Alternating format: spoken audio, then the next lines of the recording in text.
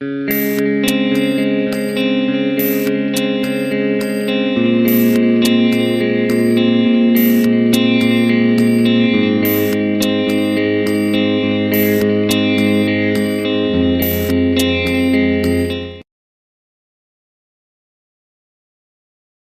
tardes, mi nombre es Benjamín Aguilar Llanos, soy docente de esta Facultad de Derecho de la Universidad Católica en los cursos de Derecho de Familia y Derecho de Sucesiones. Y bueno, voy a hablar en algunos minutos respecto al tema de la institución de la legítima, que cubre un campo muy importante dentro del derecho sucesorio. En primer lugar, señalar que en el Perú nuestro sistema legal no permite que las personas sean herederas porque alguien los obliga a hacerlo, sino que los herederos a la muerte del causante lo son porque quieren asumir voluntariamente su calidad de tal. Empero, nuestro sistema protege dentro de los herederos a cierto tipo de herederos que vienen a ser familiares muy cercanos del causante. A ellos se les llama los herederos forzosos. Y forzosos no porque estén obligados a aceptar su calidad de heredero, sino forzosos porque más bien es el causante el que forzosamente tiene que considerarlos dentro de su sucesión. Esto es, que a la muerte del causante, el patrimonio, parte de ese patrimonio, pase a estos llamados herederos forzosos. ¿Quiénes son estos herederos forzosos? Estos herederos forzosos son familiares muy cercanos y directos del causante. Entiéndase los descendientes del causante, entiéndase los ascendientes del causante, entiéndase la cónyuge del causante y ahora, por la novísima ley 30.007, también es considerada heredera forzosa la concubina o el concubino, y me estoy refiriendo a la unión de hecho, que reúne y cumple con las exigencias legales. Estos herederos forzosos que la ley los protege y les establece una cuota legitimaria respecto del patrimonio que deja el causante a su muerte, repito, estos herederos forzosos lo son en función de que nuestro sistema sucesorio básicamente descansa en el derecho de familia, porque si uno se pone a pensar un poco en la sucesión legal, ¿quiénes son los herederos legales? Es decir, a la muerte de una persona que no ha otorgado testamento, la ley llama a los parientes familiares más cercanos del causante. Y estos son los hijos, los padres, la cónyuge y ahora, como digo, la concubina o el concubino. Igual cosa sucede a propósito de una sucesión testamentaria cuando la persona, en ejercicio de su derecho, ha otorgado testamento. Allí está obligada por ley a considerar a estos herederos forzosos. Pero la pregunta es, ¿por qué está obligado a considerarlos? ¿Por qué la ley los protege? ¿Por qué la ley les reserva una parte de ese patrimonio?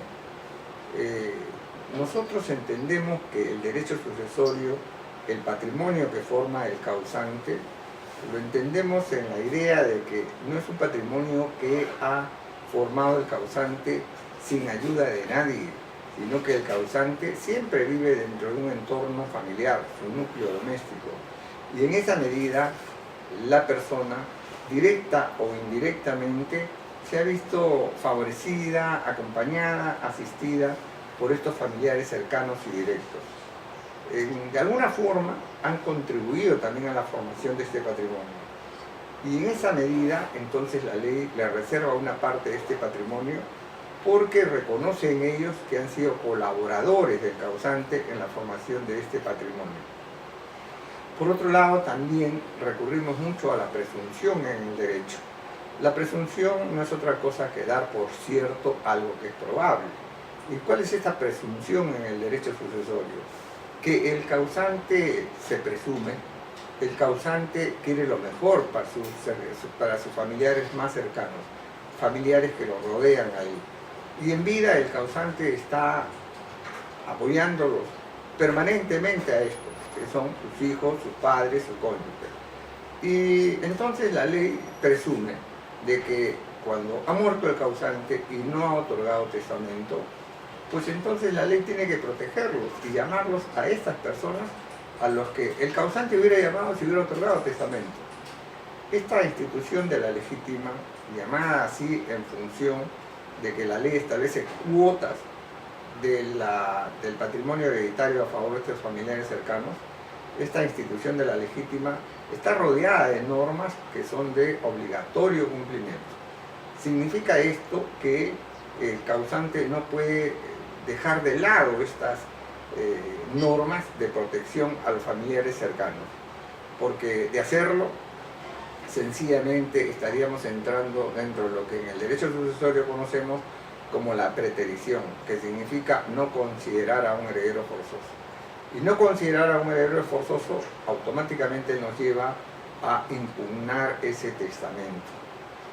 Pues bien, de un tiempo a esta parte se está cuestionando la institución de la legítima en función de que se está mirando el derecho sucesorio desde una perspectiva, y esto lo digo a título personal, desde una perspectiva muy individualista, muy particular, muy egoísta. Y se olvidan de que el derecho sucesorio tiene una función social, familiar, que cumplir.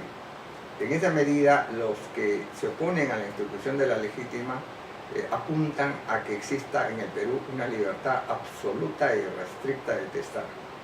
En otras palabras, lo que pretenden es que la persona titular de un patrimonio pueda, después de muerto, destinar este patrimonio a quien mejor le parezca.